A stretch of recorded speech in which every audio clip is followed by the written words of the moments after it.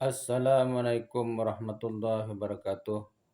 Bismillahirrahmanirrahim. Alhamdulillahirabbil alamin wassalatu wassalamu ala asyrafil anbiya wal mursalin sayyidina maulana Muhammad wa ala alihi washabihi ajmain. Allahumma shalli ala sayyidina Muhammadin fatihi lima ghulika wal khatimi lima sabaq nasiril haqqi bil haqqi wal hadi ila siratikal mustaqim wa ala alihi haqqa qadrihi wa miqdarihil azim. Amma Alhamdulillah, puji syukur kita tujukan kehadirat Allah Subhanahu wa taala. Allahumma salli ala Sayyidina Muhammad wa ala ali Muhammad. Salawat dan salam senantiasa kita curahkan kepada junjungan kita Rasulullah sallallahu alaihi wasallam dan kepada seluruh keluarga beliau, sahabat beliau, kerabat beliau, zuriat beliau dan orang-orang yang mengikuti beliau hingga hari yaumil kiamah nanti. Nama ulun Badrun bin Abdul bin Antung bin Jalal. Ulun adalah khadim daripada Rumah Al-Quran Assalam, Komplek Dinar Mulia, Kecamatan Gambut, Kabupaten Banjar, Provinsi Kalimantan Selatan.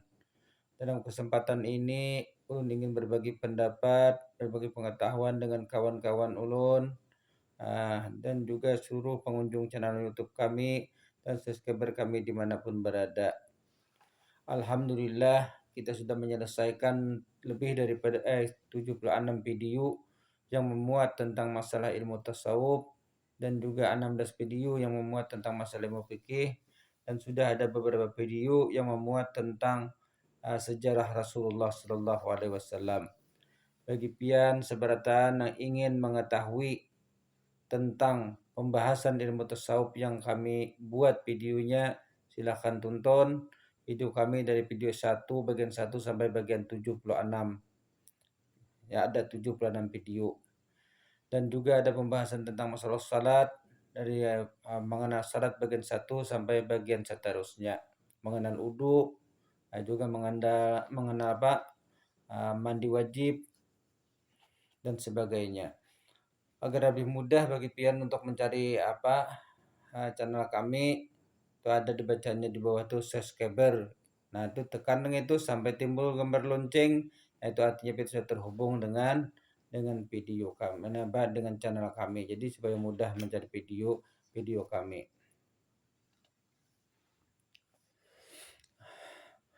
Malam hari ini kita membicarakan tentang masalah Rasulullah Sallallahu Alaihi Wasallam, sajadah sidin.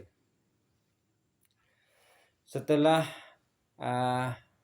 Nabi Muhammad SAW menyiarkan agama Islam dan orang kafir itu sudah mencoba merintangi dan menghalangi dengan berbagai rintangan, namun itu kadang membuat Nabi Muhammad SAW goyah dalam menyampaikan ajaran Islam tadi.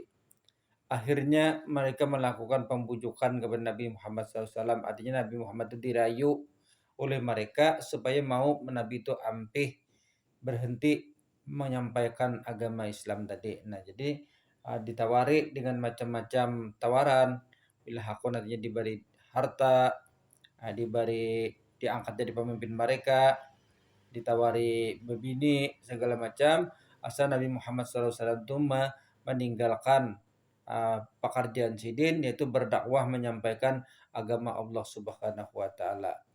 Namun apapun yang ditawarkan oleh mereka tadi kepada Nabi SAW dengan tegas, Nabi kita SAW menolaknya. Kenapa? Karena menyampaikan apa yang diperintahkan oleh Allah Subhanahu wa taala, ada sebuah kewajiban bagi sidin, dan sidin sudah bertekad bulat, artinya menyampaikan itu dengan apapun resikonya dan apapun taruhannya. Nah, akhirnya Nabi terus menyampaikan ajaran agama Islam tadi, dan mereka pun orang kafir itu bertambahlah mereka itu benci dengan Nabi Muhammad SAW, sehingga mereka sahabat-sahabat Nabi diserang baik dengan macam-macam cara.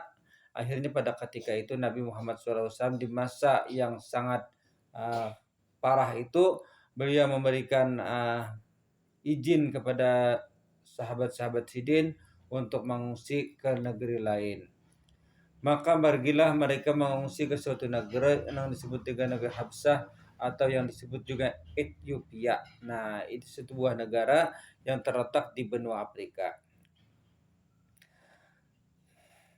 dalam masa menghadapi rintangan dan permusuhan yang sangat hebat daripada orang kafir.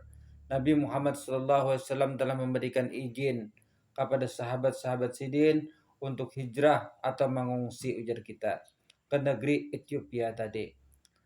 Suatu kerajaan yang ada di benua Afrika, dan pergilah 10 orang laki-laki dan 5 orang perempuan. Berangkatlah ke negeri Ethiopia tadi. Setelah 3 bulan lamanya mereka tinggal di sana, barulah mereka kembali ke Makkah Al-Mukarramah. Jadi 3 bulan lah di sana berkenaan sidin tadi. Babuhan sahabat Nabi itu 10 orang laki-laki dan 5 orang perempuan. Nah, 3 bulan di sana lalu kembali lagi ke Makkah Al-Mukarramah. Kemudian Nabi Muhammad SAW tetap mengajarkan akan agama Islam. Akhirnya orang-orang kafir mereka bersepakat untuk melakukan pembaikutan terhadap Nabi SAW dan kepada seluruh pengikut beliau dan kepada seluruh keluarga Nabi yang mendukung Sidin. Nah, jadi setelah orang-orang kafir itu melihat segenap usaha mereka tersebut untuk menghentikan Nabi Muhammad SAW dalam berdakwah tidak menghasilkan apa-apa, mereka pun mencari jalan lain, yaitu Nabi Muhammad SAW dan sahabat-sahabat Sidin serta keluarga Sidin yang berpihak kepada Nabi SAW itu dibaikot. Dibaikot artinya sudah ibarat itu diputuskan hubungan dengan mereka, baik hubungan itu hubungan sosial ataupun hubungan ekonomi.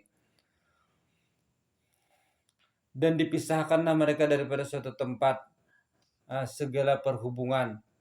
Putuslah mereka daripada perhubungan dengan orang-orang kafir tadi. Dan tiada dilakukan damai sebelum mereka menyerahkan Nabi Muhammad SAW. Nah, jadi pengikut Nabi Muhammad SAW itu kada damai lawan babuhan kafir tadi, kada ada damai babuhan kafir kecuali menyerahkan Nabi Muhammad SAW untuk dibunuh. Nah, babuhannya kada mau menyerahkan. Nah, jadi pembaikutan itu terus menerus. 3 tahun lamanya pembaikutan itu berjalan sampai mereka daripada sahabat-sahabat Nabi itu memakan daun-daunan. Daripada ketiadaan makanan. Percobaan yang sangat hebat ini dihadapi mereka dengan hati yang tabah. Tiada seorang pun daripada pengikut Rasulullah SAW itu yang mundur daripada keimanan mereka. Mereka tetap mempertahankan keimanan mereka sampai pada akhirnya orang-orang kafir itu sendiri yang menghentikan pembaikutan itu. Nah, sudah pembaikutan itu berjalan sekian waktu seperti itu lamanya, merasa 3 tahun lamanya, namun kada ada menimbulkan reaksi gentar bagi umat Rasulullah dan sahabat-sahabat Sidin dan pengikut Sidin. Mereka tetap berpegang teguh kepada agama Islam. Nah, akhirnya orang kafir tadi muyak juga, bosan dia sudah membaikut, lalu akhirnya pembaikutan tadi mereka hentikan. Selama pembaikutan tersebut, Nabi Muhammad SAW menyuruh sahabat-sahabat Sidin. Nah, jadi waktu pembaikutan itu berjalan selama 3 tahun tadi, Nabi menyuruh sahabat-sahabat Sidin untuk hijrah ke negeri Ethiopia tadi. Nah, jadi itulah akan pulang ke sana untuk mengungsi di sana. Berapa jumlahnya orang yang berangkat ke sana? 83 orang laki-laki dan 18 orang perempuan. Nah, jadi saya hitung tulak tuh 18 perempuan dan 83 laki-laki yang mengungsi ke Ethiopia tadi yang dipimpin oleh Ja'far bin Abu Talib. Nah, Ja'far bin Abu Talib ini kan saudara daripada Sayyidina Ali radhiyallahu anhu.